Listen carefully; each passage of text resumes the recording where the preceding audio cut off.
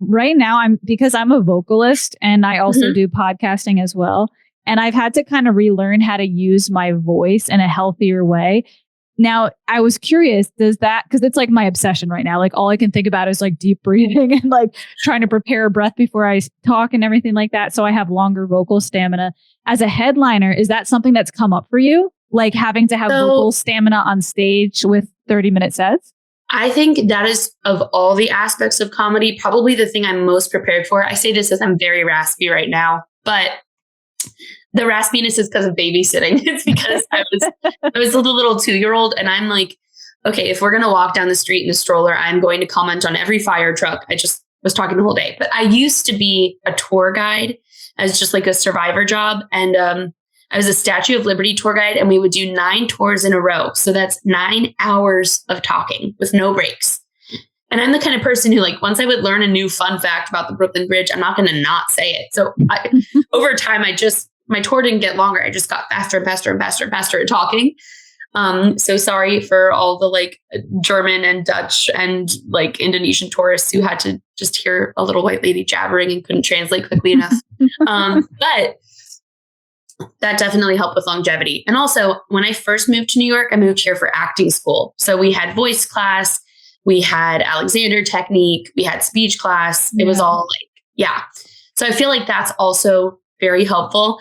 There are so many comics, like, it's like you're saying, once you know it, you can't unhear it, where you'd be like, oh, the vocal fry. Oh no, your glottal stop. Stop it. I feel like this is important to talk about because of all the different fields that use the voice, like what you said, acting school and everything.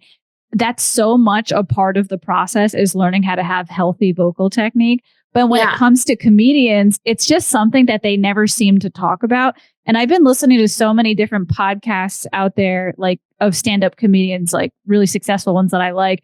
I like the Joe Rogan podcast. I was listening to, it was like post-pandemic when things started opening up. And he did an episode once where he was like, I can't talk. He's like, sorry if I sound really bad. He's like, after the pandemic, he went back to doing stand-up and he like wasn't prepared. And I was like talking to the screen. I was like, oh my God, you got to do your vocal warm-ups. Like, you know what I mean? So I feel like it's important. Yeah. There's no class for any of it. I mean, like I went to acting school. Like I had classes for everything. For comedy, there is no like, here's the next step. You know, I went to what I think is a pretty good college. And I had a lot of friends who went on to law school and med school, and they had such clear paths where they were like, okay, so first I get my residency and then my internship and then I'm a doctor. Like step 1, step 2, step 3. And with comedy, I'm like, am I doing it right? Like I'm babysitting. That feels right. I'm paying my rent. So yeah, there's just no one, first off, there's no one like clear path for how to do comedy anyways.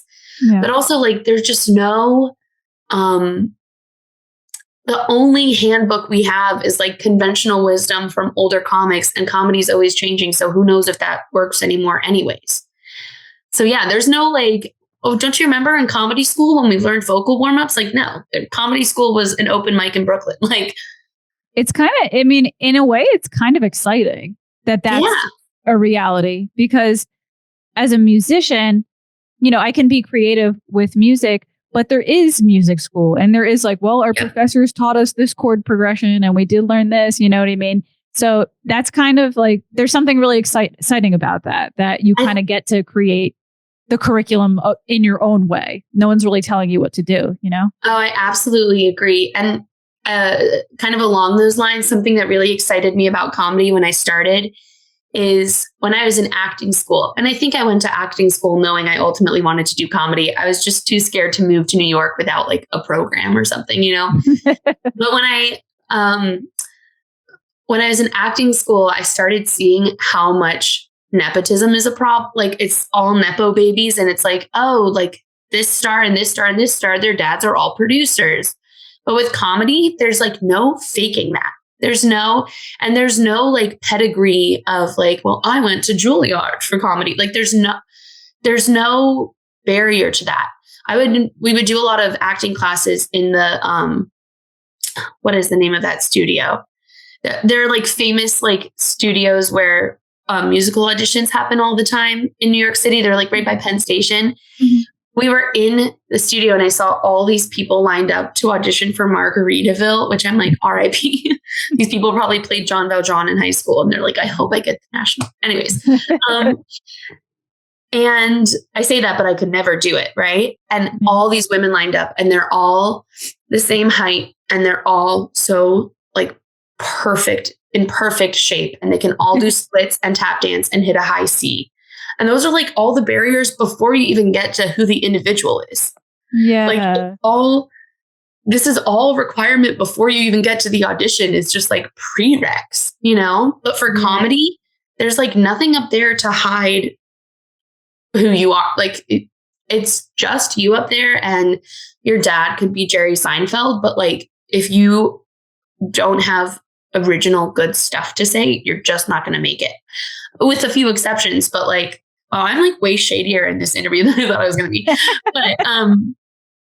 But like, it's vulnerable. Like it's your material. It better be good and make people laugh. There's no hiding if it doesn't make people laugh.